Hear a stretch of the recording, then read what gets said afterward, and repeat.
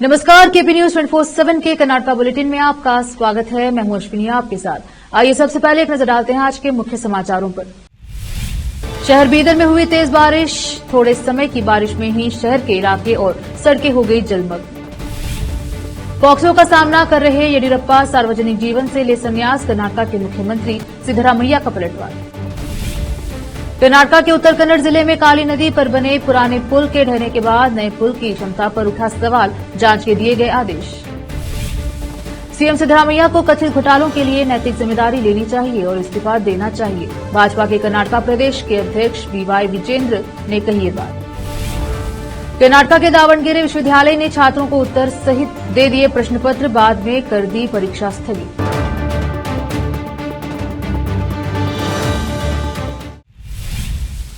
अब समाचार विस्तार से। आज मंगलवार 7 अगस्त को शहर बीदर में तेज बारिश हुई। थोड़े समय की बारिश में शहर के इलाके और सड़कें जलमग्न हो गए और सड़कों पर पानी जमा हो गया। बता दें कि शहर बीदर के पुराने शहर में स्थित 2 बड़े ड्रेनेज की समस्या अभी तक हल नहीं की गई है। यहां पर गंदगी और पानी जमा हो जाता है। इसके अलावा शहर के विभिन्न इलाकों में भी बारिश के मौसम में पानी जमा होने से लोगों को बड़ी समस्या होती है। बीदर सीएमसी कमिश्नर और इलाके के मंत्री को इस संबंध में कार्यवाही करनी चाहिए। केपी न्यूज के कैमरामैन पकौड़ाज का कवरेज। मैसूर शहरी विकास प्राधिकरण मूडा घोटाले मामले में कर्नाटका में लगातार सियासी हंगामा जारी है। इस मामले में अब भाजपा के वरिष्ठ नेता बीएस येडियुरप्पा और मुख्यमंत्री सिद्धरामैया के बीच जुबानी जंग तेज हो गई है। एक तरफ येडियुरप्पा मुख्यमंत्री से इस्तीफा देने की मांग कर रहे हैं, वहीं अब उनके नैतिक अधिकार पर सवाल उठाते हुए सीएम सिद्धरामैया ने आग्रह किया कि येडियुरप्पा को सार्वजनिक जीवन से संन्यास ले लेना चाहिए, क्योंकि वह यौन अपराधों से बच्चों के संरक्षण पॉक्सो अधिनियम मामले में आरोपी हैं। येडियुरप्पा ने हाल ही में मांग की थी कि सिद्धरामैया को भाजपा जेडीएस के विरोध मार्च के मैसूर पहुंचने से पहले मुख्यमंत्री पद से इस्तीफा दे देना चाहिए। बता दें कि कर्नाटका में भाजपा और जेडीएस मैसूर शहरी विकास प्राधिकरण घोटाले को लेकर अपना विरोध जता रही है। उसने शनिवार को 10 दिवसीय पदयात्रा शुरू की है। इस पर सिद्धरामैया ने पलटवार किया। उन्होंने कहा कि येडियुरप्पा को पॉक्सो मामले में आरोपी बनाया गया है। आरोप पत्र दायर किया जा चुका है। अदालत की दया के कारण वह बाहर हैं और जेल में नहीं है। ऐसे मामलों में किसी को जमानत नहीं मिल सकती। कथित भूमि आवंटन घोटाले को लेकर मुख्यमंत्री सिद्धरामैया के इस्तीफे के लिए विपक्षी भाजपा और जेडीएस का विरोध मार्च बुधवार को 5वें दिन भी जारी रहा।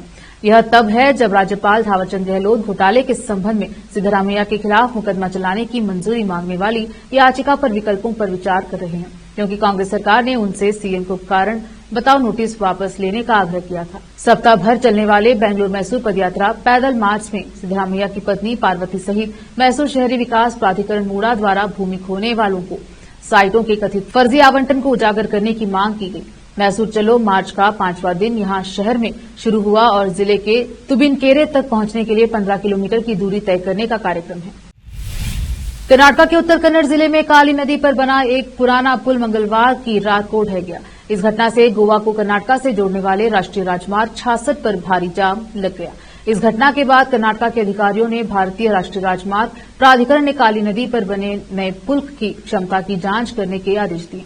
कारवार पुलिस ने बताया कि काली नदी पर बने पुराने पुल का एक बड़ा हिस्सा मंगलवार की रात करीब 1:30 बजे ढह गया। यह घटना तब घटी जब एक ट्रक वहां से गुजर रहा था। इस हादसे में वाहन नदी में गिर गया, जिससे वाहन चालक घायल हो गया। उत्तर कन्नड़ जिले की जिलाधिकारी लक्ष्मी प्रिया ने कहा कि कारवार और सदाशिवगढ़ को जोड़ने वाला पुराना काली नदी पुल मंगलवार की रात 1:30 बजे ढह गया। उन्होंने एनएचएआई को अधिकारियों को कारवार और सदाशिवगढ़ को जोड़ने वाले नए काली नदी पुल की स्थायित्व का सत्यापन और रिपोर्ट करने का आदेश दिया। इसके साथ ही यह भी कहा कि स्थायित्व रिपोर्ट बुधवार दोपहर 12 बजे तक जमा करनी होगी।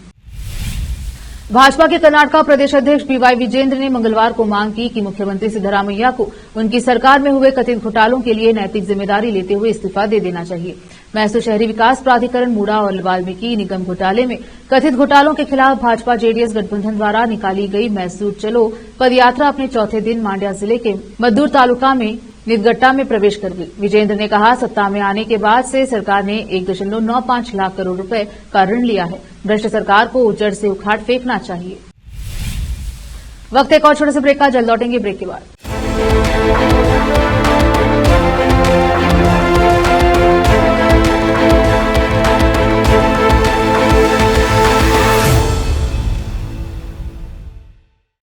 नूर एजुकेशन ट्रस्ट बीदर की ओर से चलाए जाने वाला Noor MEd and BEd college Bidar, recognised by NCTE Delhi and affiliated to Gulbarga University, Gulbarga. Admission are open for the academic year 2022-23.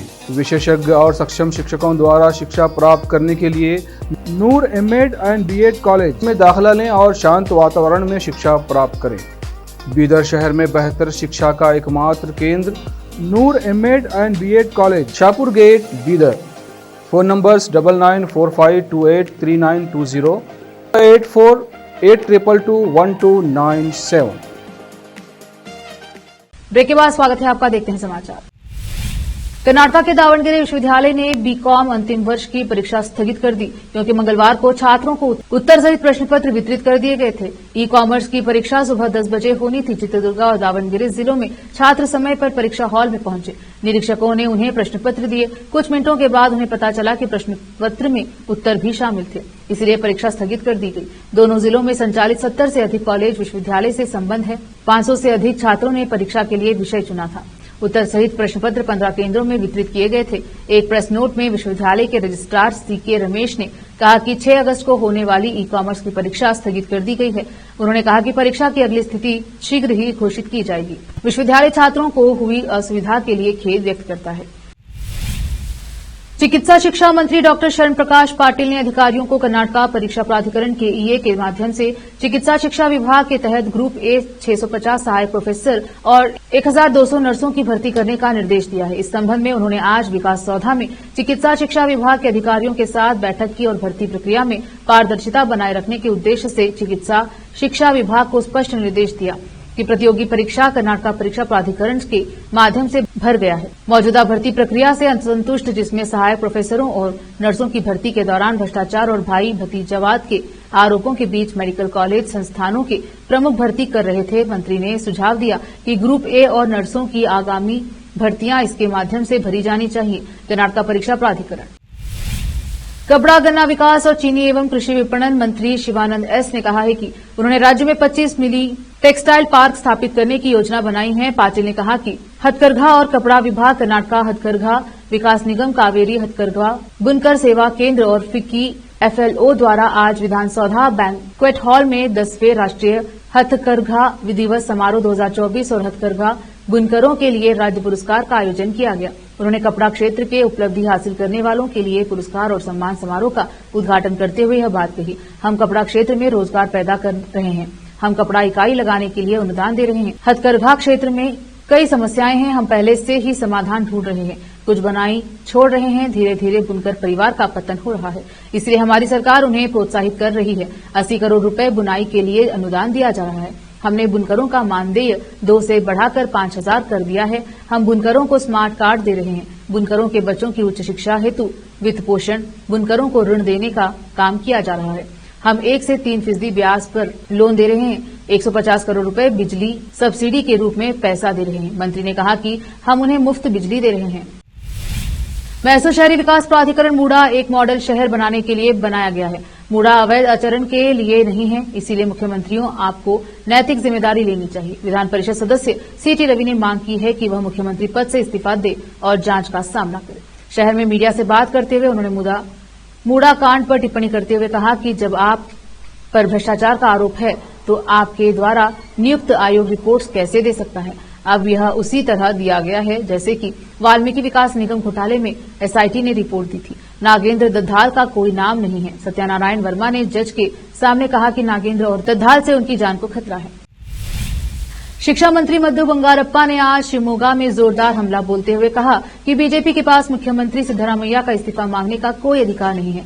उन्होंने जिला पंचायत कार्यालय परिसर में जिला गारंटी क्रियान्वयन समिति के कार्यालय का उद्घाटन करने के बाद ये बात कही। सीएम सिद्धरामैया ने इस्तीफा मांगने वाले सीटी रवि कौन है, नारायण स्वामी कौन है। उन्होंने पूछा कि क्या वह कांग्रेस पार्टी से है। कांग्रेस पार्टी के आलाकमान को इस पर निर्णय लेना चाहिए। सिद्धरामैया इस्तीफा नहीं देंगे, चाहे उन पर कोई भी प्रहार करे। राज्य सरकार को अस्थिर करने का प्रयास असंवैधानिक है। बीजेपी द्वेषभाव से सीएम का इस्तीफा मांग रही है। उन्होंने कहा कि इसमें जेडीएस के सदस्य भी शामिल हैं। आखिर में फिर एक बार देखते हैं मुख्य समाचार।